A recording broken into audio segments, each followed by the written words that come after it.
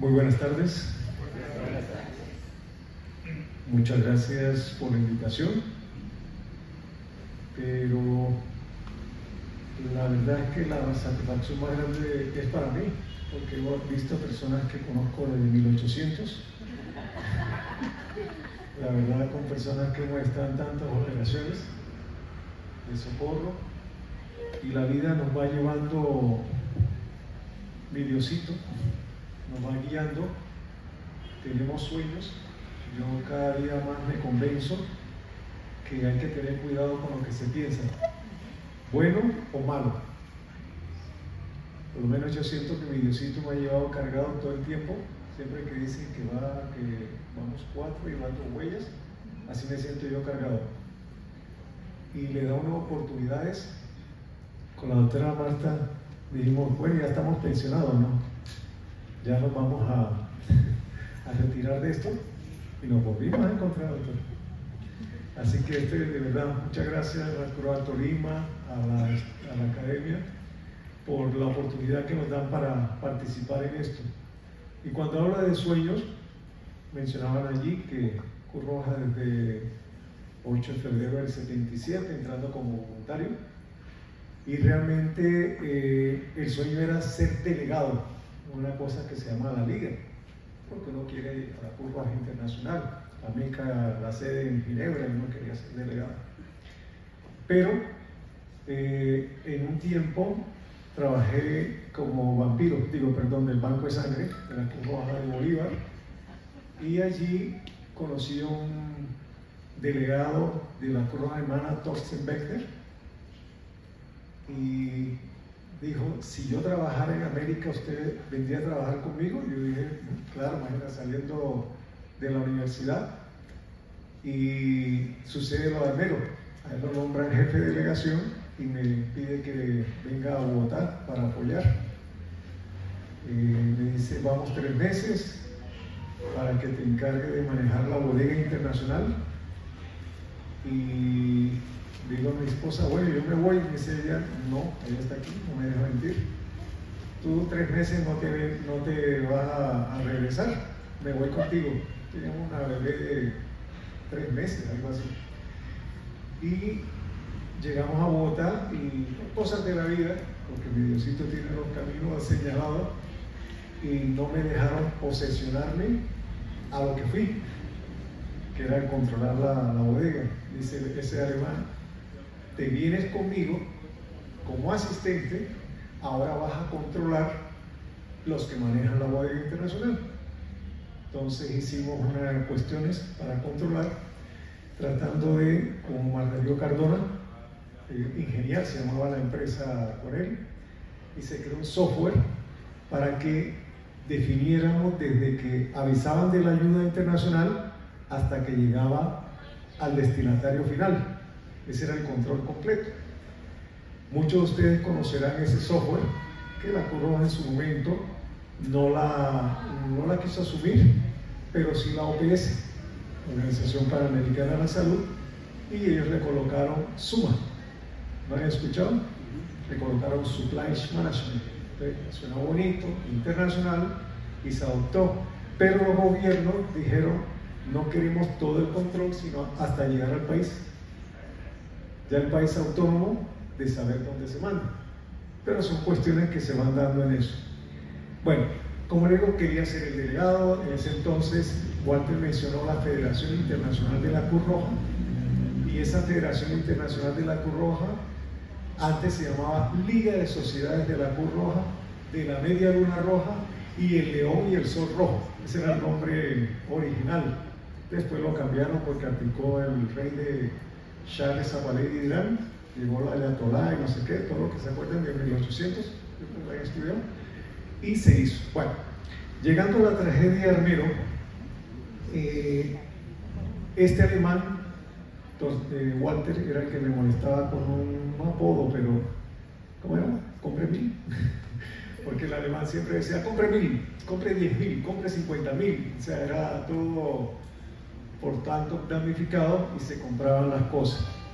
Pero cuando ya se empezó a concretar la ayuda, las cosas cambiaron bastante.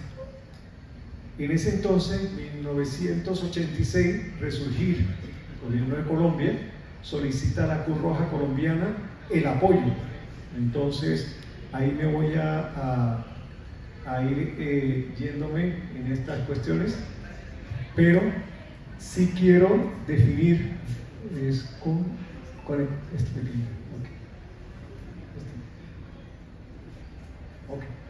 Bueno, este lo conocen todos. Hoy ya pensaba en muchas cosas que se le olvidan a uno, pero por fortuna también, le digo, mi Diosito lo lleva a uno y me vine por tierra. El hecho de pasar inicialmente Hospital San José de Guados, que lo dotamos, remodelamos, luego pasar por Mariquita, el hospital, o sea, cada ciudad, población que fui recorriendo, le abre uno piensa que se olvidó, pero la memoria lo trae. Estamos hablando 40 años atrás y ya uno dice, ya se está olvidando. No, eso enseguida le llega a uno y le llega también los sentimientos de muchas de las cosas que uno vio y que no se pudieron resolver en su momento. Ahí tenemos el volcán Nevado Ruiz, pero también Armero, Chinchiná. Coloco dos de las 30 poblaciones que se mencionaban en su momento, pero que realmente esto va cambiando. Entonces les comentaba, la Liga de Sociedades de la Cruz Roja Media Luna Roja ahora se llama Federación, el Comité Internacional de la Cruz Roja, las Sociedades Nacionales de la Cruz Roja y la Media Luna Roja. Esta familia es grandísima. Entonces, yo siempre digo no miren la capacidad de la Cruz Roja del país, sino todos los primos familiares que tiene alrededor del mundo que en situaciones de desastre se unen y llegaron. Y la verdad es que cuando el gobierno de Colombia, a través de Resurgir en el 86, pidió, el apoyo solo era para la remodelación, construcción y dotación de centros hospitalarios y educativos, y punto. Pero como no le concretaron muchas de las ayudas que le correspondió, volvieron a solicitar a la Cruz Roja y ya se apoyó más construcción de viviendas. Cruz Roja, nada que ver con construcciones como tal, pero realmente al final, siempre lo menciono, había una interventora, María Teresa Porras, que le puedo garantizar que todo lo que construyó la Cruz Roja quedó tan bien hecho, porque esta señora, si no estaba bien, me lo tumban y lo vuelven a hacer. Así, súper estricta. Y en las inauguraciones de esos hospitales, centro hospitalario, todo lo que se construía, entonces siempre hay una frase que siempre me recuerdo, y es gracias a fulano, gracias a sutano, gracias a lo que sea, y demás personas que apoyaron, y decían, yo estoy ahí, porque nunca la mencionaba. O sea, es la parte profesional clave detrás, pero que no tiene los aplausos del momento, y por ello no podemos ponernos nerviosos por eso. Bueno, entonces se hicieron programas, pidieron la parte de viviendas, tanto urbanas como rurales, la parte de programas de desarrollo económico, y menciono y hago énfasis en esta parte, porque esto fue clave en Armero. Todo el mundo pensaba en la infraestructura, pero en la fuente de empleo, sacar a la gente de donde recibía sus ingresos, y no, y lo vamos a ver más adelante, que vi con dolor personas vender sus enseres para poder comer, porque no tenían, entonces vendían la cama, los elementos, para poder tener un ingreso. Entonces, ese es un punto clave para tener un aprendizaje grande. La fuente de ingreso, puedes tener la mejor casa, puedes lo que sea, pero te toca empeñar o vender, hay que comer, y sobre todo con hijos en ese momento, a pesar de que en su momento fue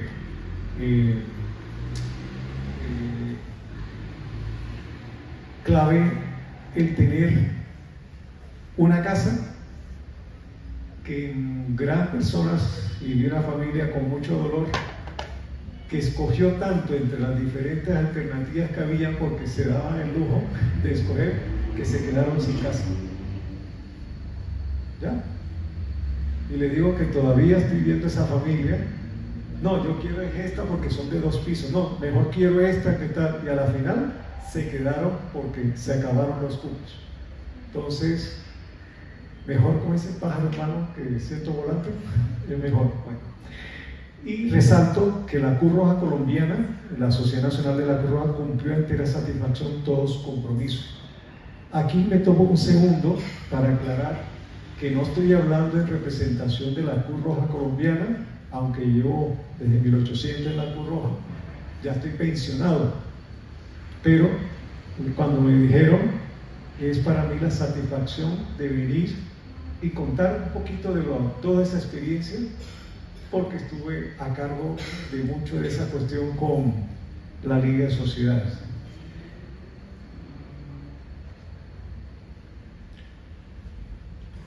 Se realizaron más de 140 proyectos. O sea, traten de imaginarse esa parte, el volumen, y no solamente en Tolima y Caldas, sino en Cundinamarca, Meta, en Maiporé, un proyecto especial, ahora lo comentamos. La inversión total en su momento fueron 5.705 millones, equivalente a unos 19 millones de dólares. De aquella época, estamos hablando de 40 años. Si ahora 19 millones de dólares es bastante plata, en ese momento se pueden imaginar. Pero la transparencia con la que se manejó la Cruz Roja, todos esos proyectos, es un gran orgullo. Y levanta uno la frente en cualquier lugar del mundo por la transparencia que se dio a través de la Cruz Roja Colombiana. Se hizo un informe de todo lo que fue este informe. Y este informe es el resumen. Traten de imaginarse, yo era un poquito psicorrígido, pero además por estar con el alemán, hicimos todos los informes. Imagínense los 140 empastados como tesis de grado, bien todo, y mandaba una copia a Ginebra y ahora nos quedamos en la Cruz Roja Colombiana. Mandé el informe y yo recibí solamente un mensaje que decía: acusamos recibo de la obra de romanos y benedictinos. O sea, yo quedé, ¿qué pasó con eso? Dice, romano por lo voluminoso.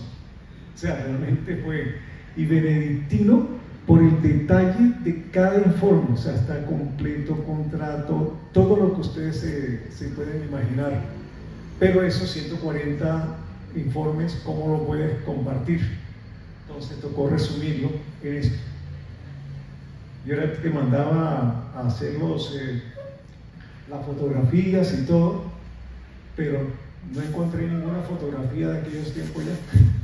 Todo se va dañando, perdiendo, algunos documentos, pasar de una casa a un apartamento, entonces ya toca restringirse.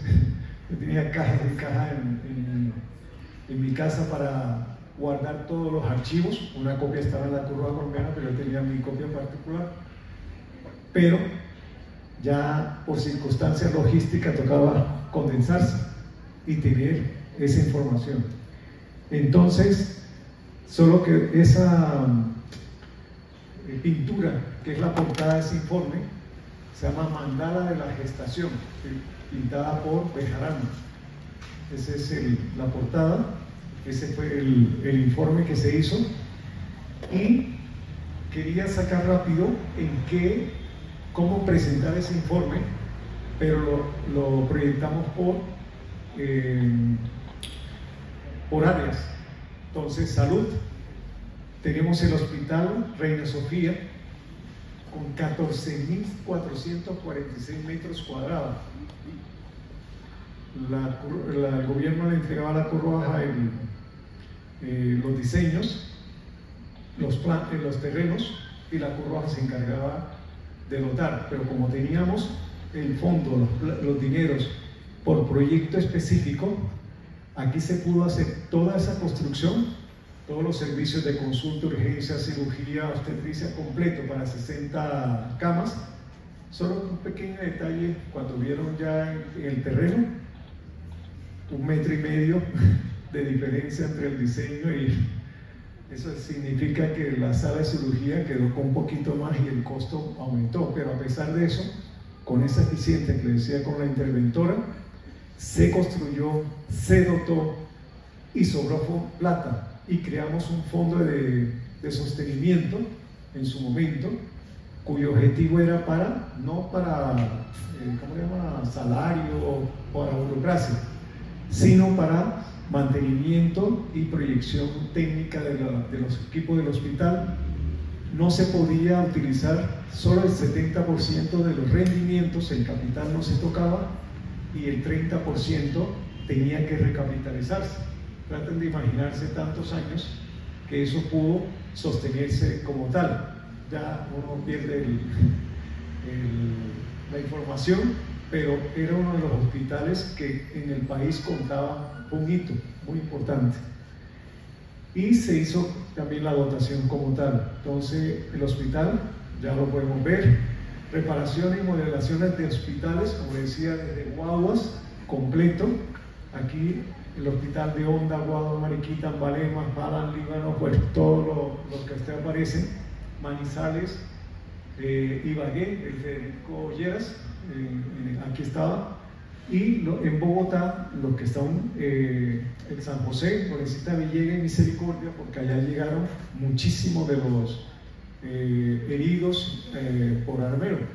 Entonces se reforzó esa parte hospitalaria, se fue y se establecieron 2 bancos de sangre, el de aquí de Ibagué y el de Manizales. Entonces, en esa parte de salud fue interesante. Ese es el hospital de Lérida, para los que no le conocen, acá están. Disculpen las fotografías porque fueron fotos que le tomé a la revista, porque no me acordaba dónde están los archivos. Entonces, ese es el hospital de Lérida. Toda una muestra de los equipamientos que se dieron en su momento. También se hizo un programa odontológico, no solo para a nivel institucional, sino todo lo que es profilaxis, limpieza, higiene oral, todo eso comunitario. Se hicieron más de 9.000 tratamientos odontológicos, que en su momento muchas de las personas afectadas, pero también fue interesante ese programa. La doctora Graciela Socha, que coincidencialmente vive ahora en Ibagué, pero ahora que está acá viviendo en Ibagué. Tenemos también el proyecto de educación Escuela del Danubio de Ambalema. Hoy pasé y dice, ya te me sabía todos los nombres de proyectos, y que coincidencialmente dice a 22 kilómetros. Y el proyecto era el proyecto 22, Escuela Internado del Danubio en Ambalema, Tolima. Y son cosas que uno le van dando historia, pero ese proyecto nunca lo olvido, además de que fue interesante de tener todo, granja agrícola, todo se logró. Inclusive el compromiso era solo 3 de las 4 fases y finalmente se hicieron las 4 fases con todo el programa de porcicultura, se me olvidó el nombre ahora, la parte agrícola, porquerizas, sí, y todo ese trabajo. Pero ahí interesante porque los trabajadores venían mucho de Bogotá y ahí había unos turnos especiales que nadie quería trabajar. En la mañana, mosquito, al mediodía el calor, en la tarde jeje, en la noche otra vez mosquito. Entonces, todos esos trabajadores llegaban y casi todos se tenían, porque era bastante, allí en esa zona, bastante fuerte. Pero el resultado fue excelente, incluyendo la planta de tratamiento de agua que se les pudo realizar. Se hicieron un proyecto de educación también, se llama Proyecto 20, que eran 20 escuelas en Tolima y Caldas, en dotaciones. Entonces se hizo, fueron un poquito más porque se negociaron la compra de esos equipamientos y el proveedor nos pudo ayudar con otros que salieron después para poderlos dotar, o sea, fueron mucho más allá de él. Tenemos la parte de las guarderías en Lérida y en Chinchiná, paso rápido. El parque microempresarial, ese estaba en un área de 8.000 877 metros cuadrados para 208 farmaempresas, la parte de 9 microempresas y 3 medianas empresas, y funcionó excelente en su momento, pero ya conocen a veces que las personas todo lo quieren regalado, no, entonces ya no querían asumir los costos para poder mantenerlo, y eso realmente cuesta, o sea, mantener toda esa infraestructura. Estamos hablando de casi 9.000 metros cuadrados, que eso creo que es uno de los retos que tiene la Cruz Roja del Tolima para ponerlo a producir en su momento.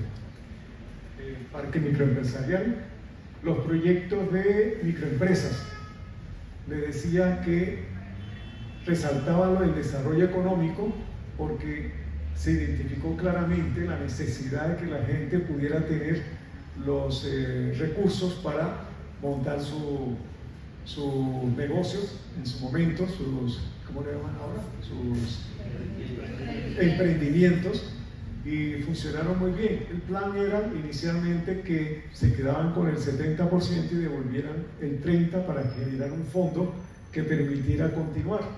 Pero lo mismo, las personas no siguieron con ese proceso y realmente se beneficiaron inicialmente las 200 y pico emprendimientos, microempresas del momento.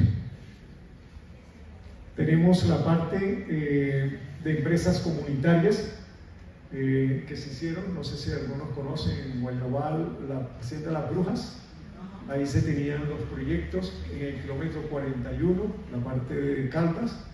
Se hicieron muchos de estos proyectos que tenían para la producción individual y la comunitaria como producción. La verdad que algún día que voy a venir a conocer allí, porque pasé y lo miré, pero no daba el tiempo para entrar a preguntar, porque es interesante ver cómo se desarrolla esa parte. Se hicieron 915 viviendas, se construyeron, que es bastante, de las cuales 130 eran de las agrícolas, de las como tal. Tenemos de los diferentes modelos de los que la Cruz Roja apoyó. Se hizo fortalecimiento institucional, se creó la Cruz Roja de Lérida, la Cruz Roja de Guayabal, la de Honda y la de Chinchiná, de las que se apoyó para fortalecer la capacidad de respuesta de la Cruz Roja colombiana a nivel de telecomunicaciones, ambulancias y demás. Y aquí hago un poquito de reflexión. Ya les comenté la fuente de ingreso que hay que tener como aprendizaje. Definitivamente toca garantizar eso, porque podemos tenerlo mejor, pero sí, ¿cómo lo vamos a sostener? Entonces, esa parte. Lo de la venta de enseres de las casas que vi tristemente, la escogencia de viviendas que se daba al lujo en su momento, pero que realmente le tocó a las personas. En esa escogencia de vivienda nunca se me va a olvidar el proyecto Maiporé en el Meta. La primera vez que vi el aviso, llegué ahí y decía: hasta acá nos trajo la avalancha. En una teja de Terní aparecía esa parte. Y fui a ese proyecto y la verdad es que me emocionó, porque llegué y todo el mundo me saludaba, yo feliz que me estaban saludando. Uy, qué chévere, me reconocieron. No, me estaban diciendo que no pasara por ese puente. Pasó el carro y se cayó el puente. Tocó construirlo. Sino que estaba mucho tiempo podrido, con el tiempo se dañó, pero nunca entraba vehículo allí. Pero como no había ninguna señal ni nada, yo pasé muy feliz. Cuando se cayó, tocó pasar de regreso por dentro del agua a pasar, pero entonces ya no estaba tan feliz porque el susto fue grande. Tenemos lo del fondo de funcionamiento del Hospital de Lérida, ya les comenté, lo del fondo de microempresas, la capacitación y asesoría que se le dio, y coloco allí a María Teresa Porras, que digo yo que algún día hay que hacerle un homenaje, no sé, que aparezca, porque de las personas que de verdad nunca vi un profesional tan dedicado contra viento y marea, y que nunca se dio una un reconocimiento, pero yo se lo quiero hacer hoy porque de verdad soy testigo de cómo una persona se puede dedicar, inclusive en contra, exponiéndose a que ¿cómo se llama? La sacaran, porque ella no importaba el constructor con toda la fuerza que tenía para hacer cumplir las normas. Entonces, se puede ser profesional a pesar de las presiones que se puedan tener. Hay que trabajar a satisfacción. Entonces, miro los voluntarios de Cruz Roja, voluntarios de Defensa Civil, bomberos, mi admiración, porque se da mucho más de lo que se puede pagar con salario. Y esa satisfacción, se los digo, no se las quita nadie. Entonces, ojalá no tengamos más tragedias que lamentar, pero sabemos que cada día hay situaciones más complicadas, pero sí hemos dado un gran avance. Y como funcionario de la USAID, que ya la eliminaron, ustedes saben, de la OFDA, la satisfacción de ver, de poder decir, mostrarles a Colombia como un ejemplo en toda la región. Y por muchas veces nos criticamos internamente bastante, pero la verdad que tenemos muchos más avances, pero eso lo hacen los voluntarios. Realmente es la gran diferencia. O sea, tener voluntarios que se dedican más allá de un salario que puedan darle a un funcionario, realmente es bastante claro, como dicen, ¿cómo es que se sindicalista? Me voy temprano para recuperar el tiempo que llegué tarde.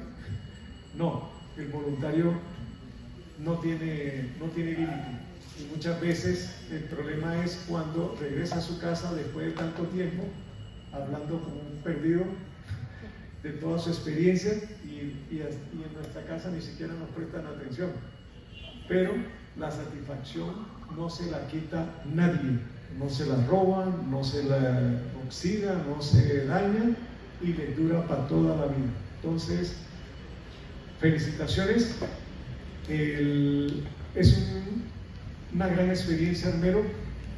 De hecho, esta revista tiene nombre porque se llama De Desastre al Desarrollo, ¿no? Sí, del desastre al desarrollo. Y a veces no ver solamente el desastre ya como el acaboses, sino cómo lograr que se pueda avanzar. Si no, hemos perdido. Desafortunadamente murieron mucha gente, pero se fortaleció un sistema. Estamos aquí compartiendo esa experiencia y bueno, muchas gracias y que Dios los bendiga.